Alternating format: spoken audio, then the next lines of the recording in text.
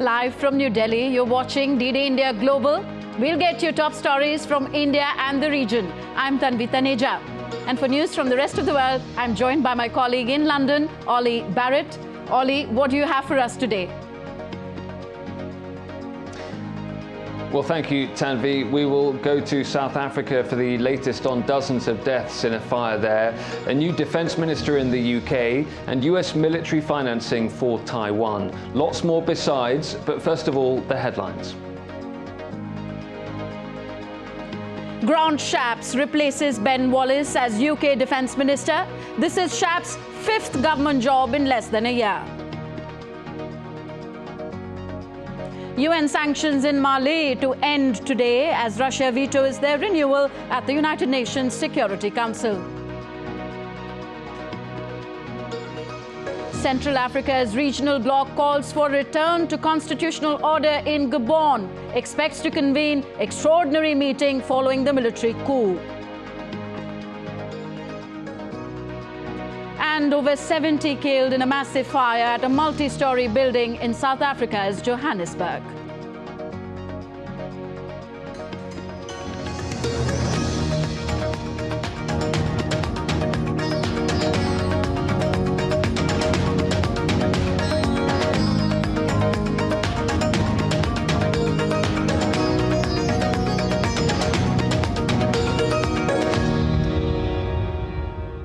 So India is all set to host the G20 summit, scheduled to be held in New Delhi from September 9th and 10th. Up first, all the news related to India's G20 presidency.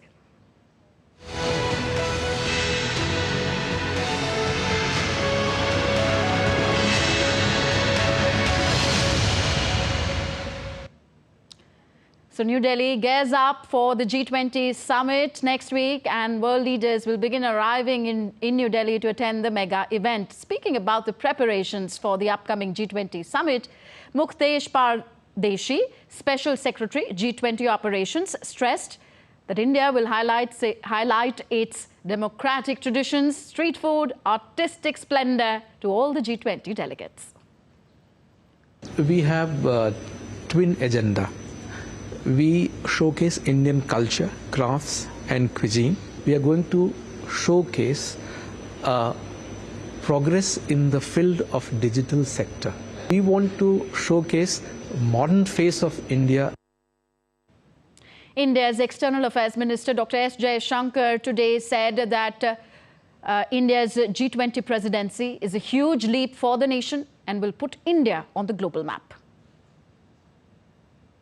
How we are today, the generosity of India, when you say that in G20, Vasudhaiva Kutumbakam, when we say one earth, one family, one future, the world believes that. They do not think this is an empty slogan made for a conference.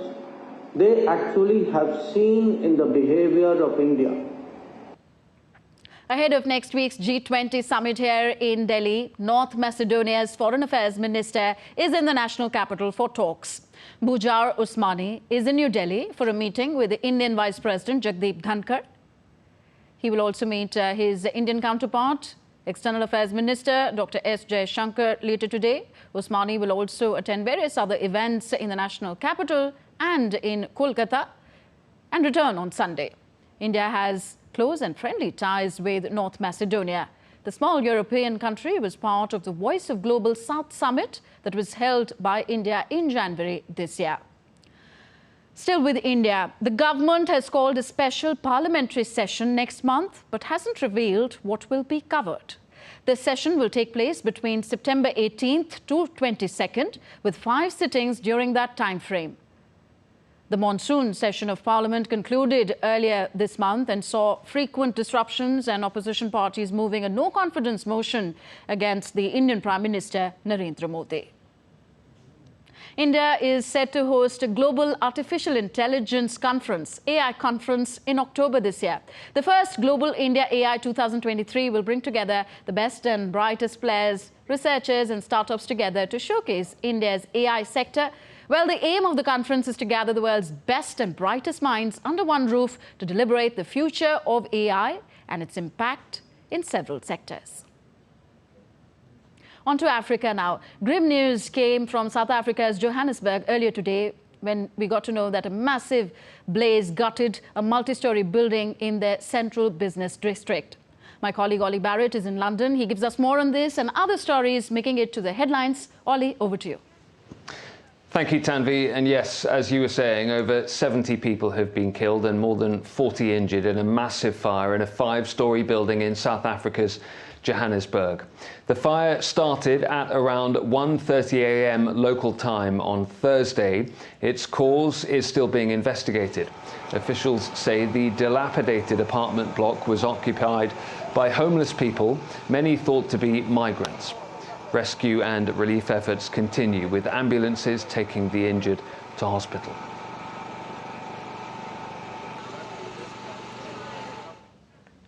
Central African Regional Bloc ECAS has called for the restoration of constitutional order in Gabon following a military takeover there.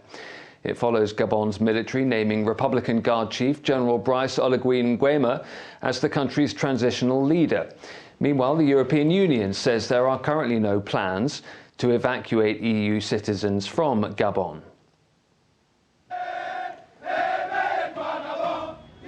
Hundreds of people took to the streets in Gabon's capital, Libreville, to celebrate and cheer for the military officers after the country's army overthrew the government and seized power. Waving the national flag, people celebrated the military junta's takeover and said this was a new dawn for Gabon's independence. The country's military ousted President Ali Bongo Ondimba, who won the elections and was seeking a third term of power, alleging betrayal and embezzlement during his long-time rule. Now, the military junta takeover in Gabon is a break from 56 years of rule by Ali Bongo's family. Faisant suite à la réunion de ce jour, à laquelle on... All the commanders-in-chief and chiefs of staff, as well as the generals in second section of the Gabonese Republic, were present for the meeting. General Brice Oligui Nguema was unanimously appointed chairman of the Committee for the Transition and Restoration of Institutions, president of the transition. Unanimité, président du Comité pour la Transition. President Ali Bongo has called on people to make noise in his support after being put under house arrest. I'm Ali Bongo Ondimba, President of Gabon, and I'm to send a message to all the friends that we have all over the world to tell them to make noise, for the people here have arrested me and my family. My son is somewhere, my wife is in another place, and I'm at the residence. Meanwhile, UN Secretary-General Antonio Guterres condemned the coup in Gabon and called for an inclusive and meaningful dialogue. The Secretary-General reaffirms his strong opposition to military coups.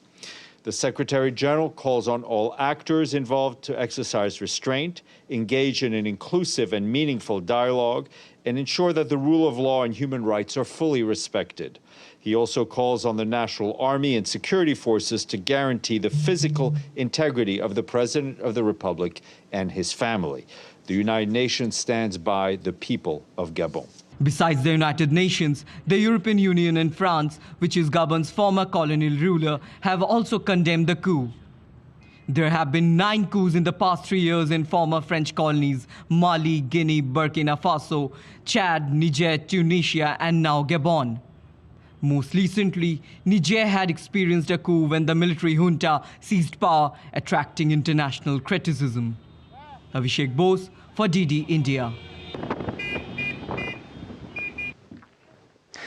Well, meanwhile, sanctions on Mali are set to expire after Russia vetoed a Security Council draft resolution. It comes amid reports from the UN that Mali's troops and its foreign security partners are using violence against women and what it calls grave human rights abuses to spread terror. We are convinced that the adoption by the Council in this, which flouts Mali President Ibrahim Boubacar's desire to get rid of the sanctions regime, will just undermine the sanctions regime and it will not help the Malian peace process. It would just further antagonize the parties.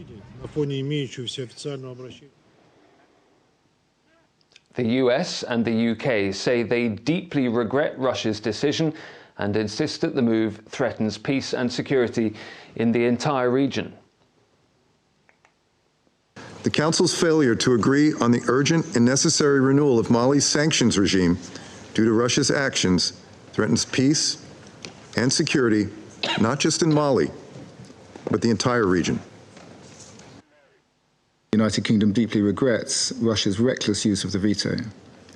This will reduce the Council's oversight and engagement on Mali's peace process at a critical juncture. Here in the UK, Grant Shapps has been named as the country's new Defence Minister.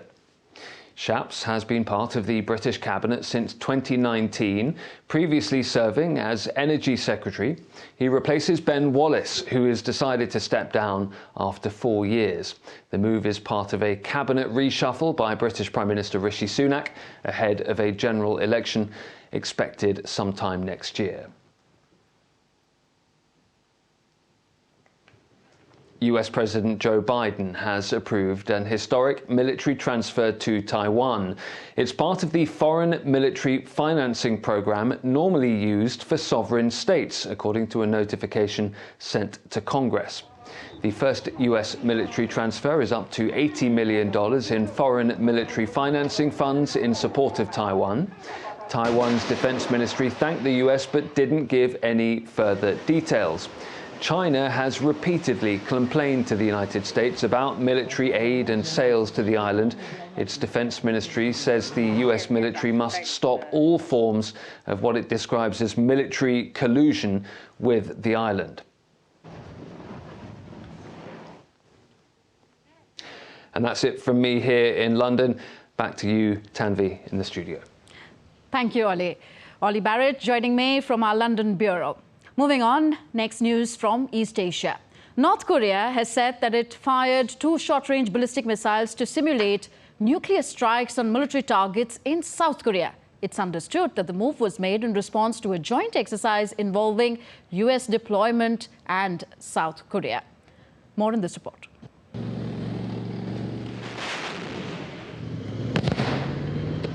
A strong show of force by North Korea.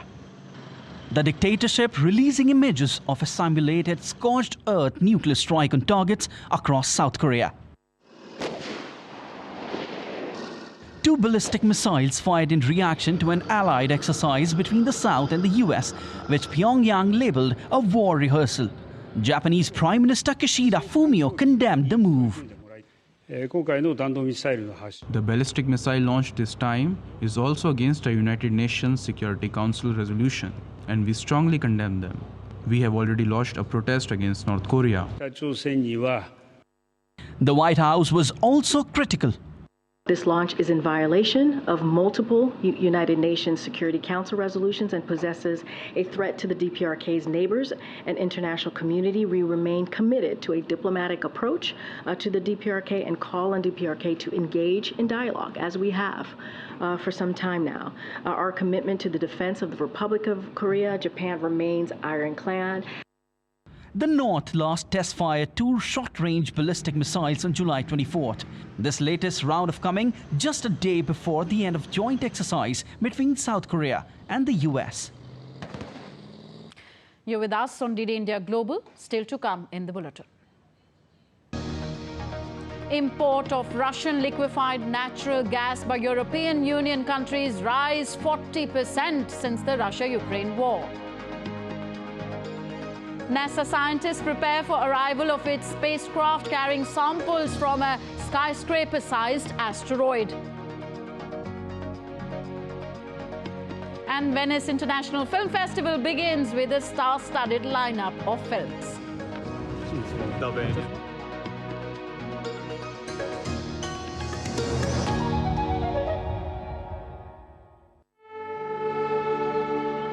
Welcome to Manipur, a state that's waiting to enchant you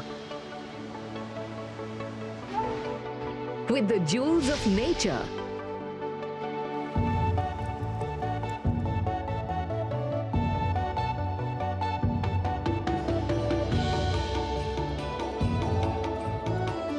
where the love of art and beauty is inherent in people.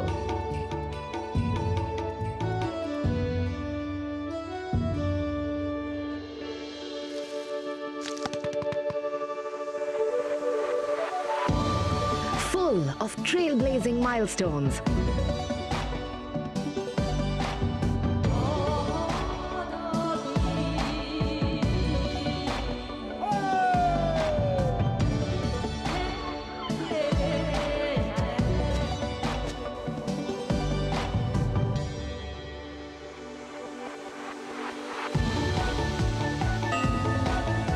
And heroes that scripted history.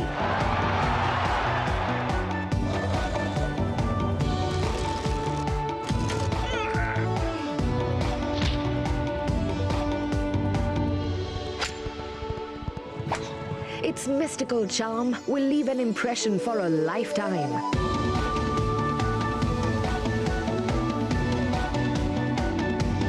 Come, savor the jewel land of Manipur.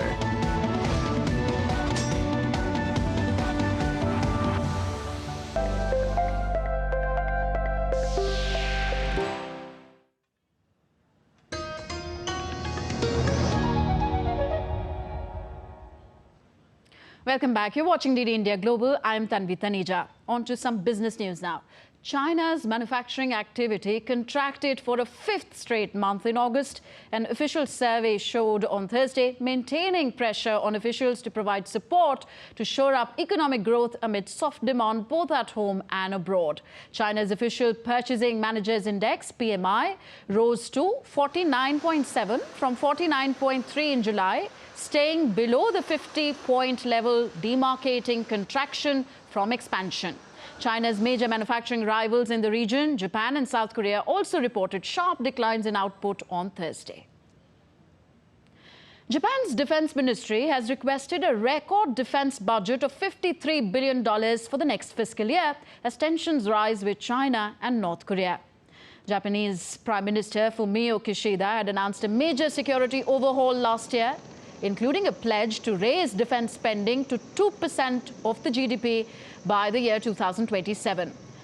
Now, this increased budget request comes as Tokyo's relations with Beijing recently saw a deterioration over Fukushima water release. It is to be noted that Japan's decision to release treated radioactive water from Fukushima nuclear plant into the sea has led to strong condemnation from China, as it also banned Japanese seafood imports.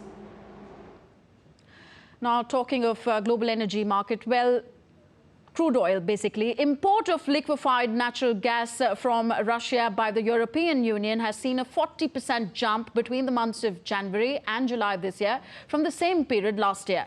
This despite the European Union's condemnation of Russia's invasion of Ukraine. After China, Spain and Belgium have emerged as world's second and third biggest importers of the liquefied natural gas from Russia this year. Reports suggest that liquefied natural gas from Russia imported till July this year amounts to over 5 billion euros. The European Union members relied on piped gas from Russia before the Ukraine war began. The increase in LNG imports counters European Union's aim to end its reliance on Russian fossil fuels by 2027. And next, indeed, India Global, let's talk about the extraordinary weather patterns being seen over the world. Let's start from Hurricane Idalia updates. Well, the hurricane has moved to the neighboring Georgia from Florida and has weakened into a tropical storm. A video showed strong winds, swaddling trees and heavy rains near an apartment in the affected area of United States. The U.S. National Hurricane Center has warned heavy rains of 4 to 8 inches in southeastern Georgia and eastern parts of North and South Carolina. Earlier this week, Hurricane Idalia made landfall as a Category 3 storm in Florida. NASA released footage of Hurricane Idalia captured from space as the storm hit Florida on Wednesday. The International Space Station passed over Idalia as the storm plowed into Florida's Big Bend region as a Category 3 hurricane. Thick white swirling clouds could be seen in the video released by the ISS. The hurricane has forced millions of residents to evacuate in the fear of a surge of tidal waters. U.S. Federal Emergency Management provide an update to President Joe Biden about the hurricane response.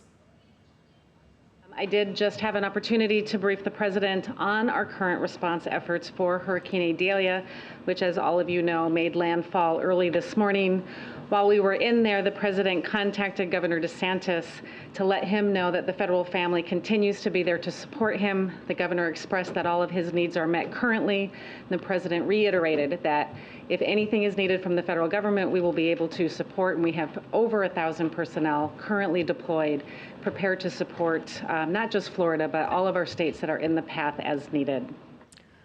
And China is warning its residents as Typhoon Saola approaches the southeastern coastline. It's due to make landfall between Hualai County in Guangdong to Hong Kong.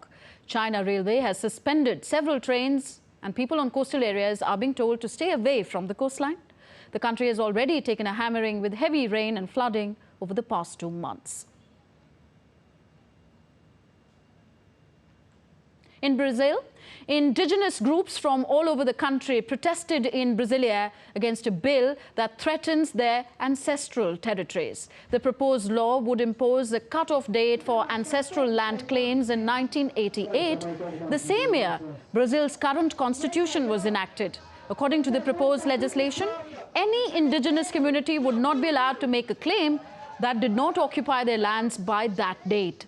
As the Supreme Court restarts discussion on the demarcation of indigenous lands, activists are rejecting the bill, arguing that many indigenous peoples were historically expelled from their ancestral territories, especially during the military dictatorship. And now let's take a look at other stories making news around the world. A fire at a residential and warehouse property killed 16 people and injured 3 in the Philippine capital, Manila.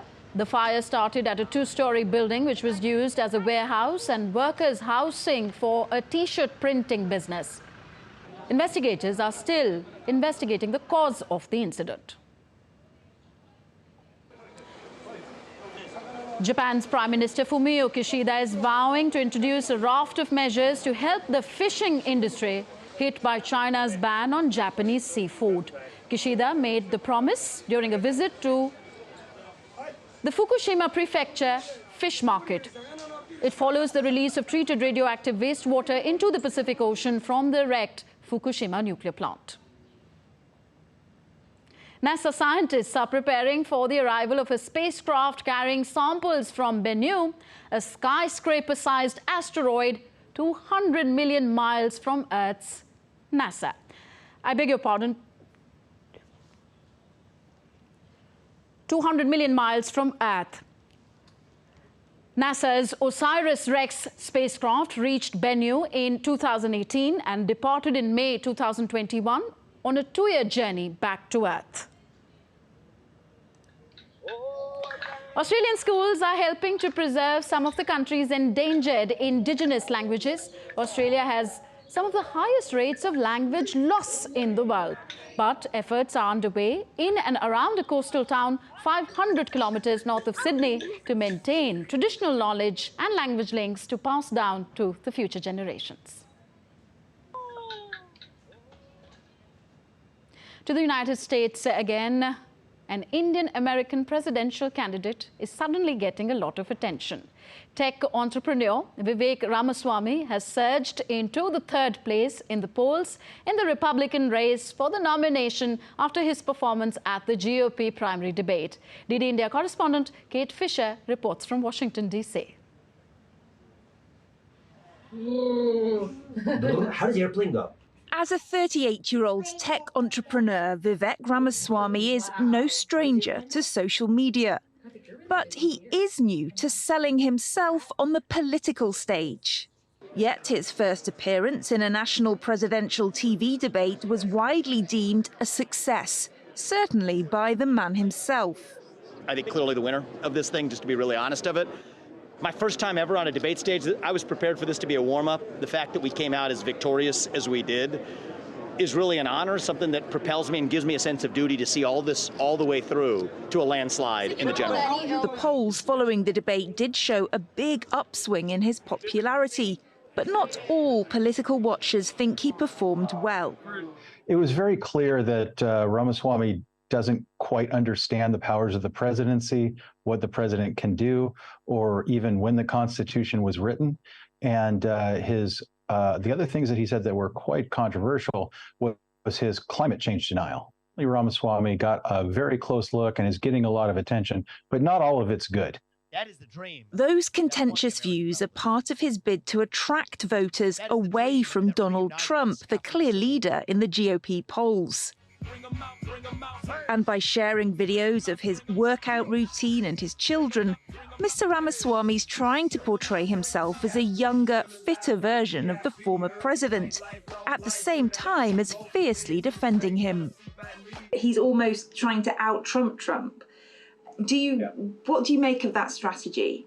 Right. In fact, Donald Trump had very nice things to say about Ramaswamy after the debate, of course, because Ramaswamy called him the greatest president in the 21st century and said that he should be pardoned for any potential crimes. This, of course, endears him to Donald Trump, who loves the adulation. He loves to be praised. And so this puts Ramaswamy in an interesting position of, if he does get to be further ahead in the polls and Trump is his main competitor, will he turn his sights against him? Vivek Ramaswamy has an answer to that, too. It's going to be a two-horse race between me and Donald Trump before long, and I'm the only person that can win in a landslide, and I think that's the difference. Not everyone shares this confidence. Unfortunately for Ramaswamy, I think that this is going to be a short-lived blip, and he may have peaked a little too early, as some people say. If we look back at 2016, for every week or two, there was a new alternative candidate to Donald Trump. At first, it was Ron DeSantis. Now it's Vivek Ramaswamy. I think we may pick up somebody else in a couple weeks. Whether Vivek Ramaswamy can keep up this momentum or not, he's certainly shaken up this Republican field, taking many by surprise. But we're still months away from the first votes being cast, and there's a long way to go from a successful debate performance to winning the White House. Kate Fisher in Washington reporting for DD India. The Venice International Film Festival has kicked off with a star-studded lineup, including films directed by Bradley Cooper and David Fincher. But with Hollywood actors and writers currently on strike, the red carpet will be missing some of its usual stardust.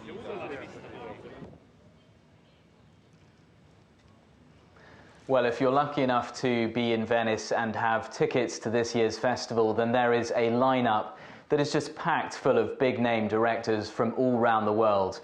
You have Maestro, the biopic directed and starred in by Bradley Cooper, which looks at the life of the American conductor Leonard Bernstein. You've got Ferrari by the director Michael Mann, which charts the life of Enzo Ferrari, whose iconic car company, of course, still bears his name. And you've also got movies from directors such as Sofia Coppola, the Italian director Edoardo De Angelis, to name just a few of the big names that are turning up in Venice for this year's festival. However, if you are there, you're probably not going to see very many Hollywood stars hanging out at Venice's cafes and restaurants, and that's because actors are not allowed to promote movies due to the ongoing strike unless they get special dispensation from the union that represents them. Now, despite that little bit of stardust being missing from the red carpet in Venice this year, the festival's director